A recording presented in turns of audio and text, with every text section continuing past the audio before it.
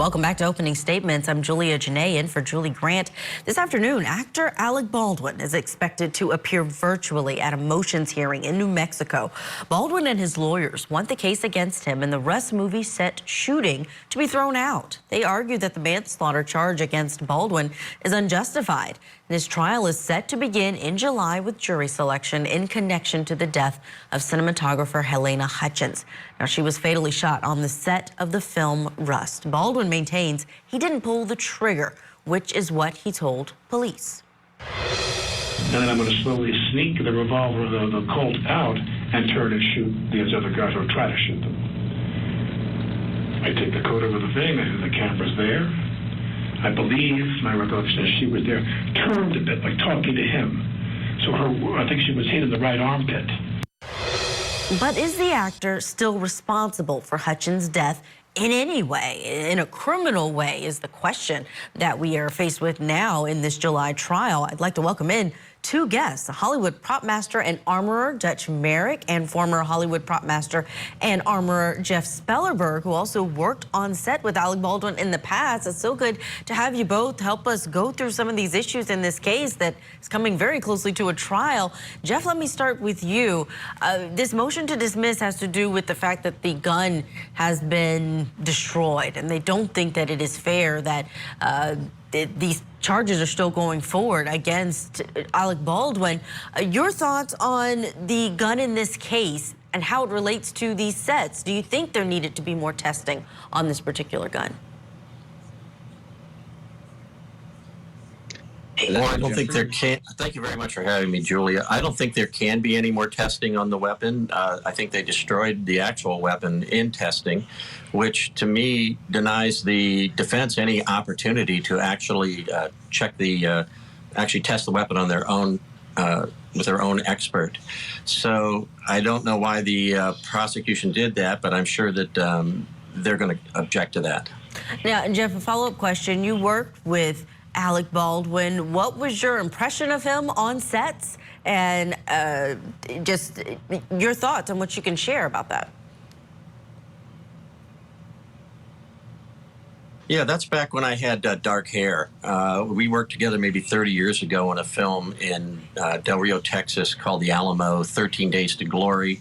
I found Alec to be a very personable guy, and he was a very, very safety-conscious guy, almost to an extreme.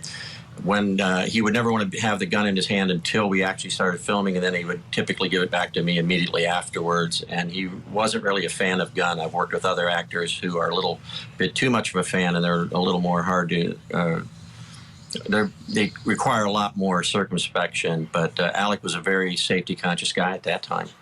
And Dutch, that's the opposite of what we're going to hear from the prosecution when this trial begins in July. And I understand you have actually brought some props as a prop master to show us the handling of the gun. What is appropriate there on sets? We walked through it in the trial for the former Rust armorer, Hannah Gutierrez, but what can you share that will help us understand going into this trial about how the protocol should have been?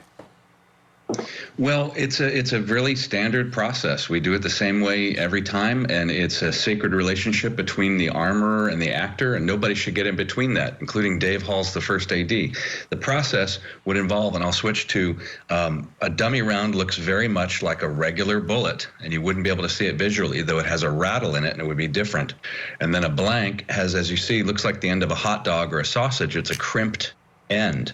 When we load the gun, you'd put this single-action Army gun on half cock, you'd open a loading door, and then you would load the dummies in one by one into the chambers, and then you'd eject them one by one. Alec Baldwin, he entrusted two professionals to have been two sets of eyes to make sure that the gun was prepared, safe, cold, as they said, and that there was no chance anybody would get hurt. So I can't imagine in a million years he would think that anybody could get hurt from him being handled this thing that's been prepared in advance by professionals. And Dutch, there is no way for him to know if that was a live round. Is that correct? You're talking about the rattle. The armorer would be the only one to do that, or is there a visual way that he would have known during those sets, during those takes, that this was potentially a live round? Well, that show, unfortunately, was using 3 different kinds of dummy rounds. The dummy round, which is the standard for the industry now, has a rattle inside, so it looks identical on the outside. The older style dummy rounds would have had a dimpled primer and a fired primer, so you could put that in the gun and you could dry fire on it to show that it's still dead and inert. And the third kind of blank would have a hole drilled right through the case. So Hannah Gutierrez-Reed's working with 3 different kinds of dummy rounds. Actors have the opportunity to oversee the loading of the gun if they'd like. It's their right, but it's not necessarily their responsibility. So he could have rattled each individual round before they went in the gun, but the process of doing that takes an enormous amount of time, and it's not really practical on a Western in particular. Yeah, let's actually take a listen back to a moment that played out in the Hannah Gutierrez trial where we're seeing Alec Baldwin going through some takes with that armor.